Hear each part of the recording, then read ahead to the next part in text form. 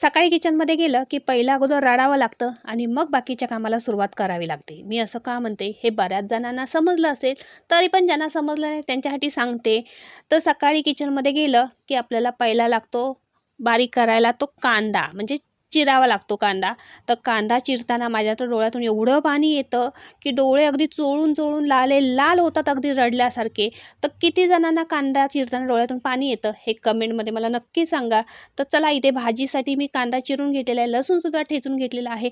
आज करणार आहे मी डाळ कांदा. डाळ कांद्यासाठी इथे सगळी तयारी झालेली आहे. डाळसुद्धा भिजत घातलेली आहे आणि डाळ कांद्यासाठी फोडणीला कांदा घातलेला आहे, लसूण घातलेला आहे आणि आज नाश्त्याला माझ्या लेकाला शिरा हवा आहे. त्याच्यामुळे शिरा, डाळ कांदा, चपाती सगळंच करायचं आहे. लाईटसुद्धा गेलेली आहे. तर चला कॅमेरा चालू असला, की माझा लेक असा मध्ये डोकवत असतो. तर इथे माझी आता पटापट सकाळची घाई गडबड चालू आहे. तुमची सुद्धा सकाळची नक्कीच अशी घाई गडबड होत असेल.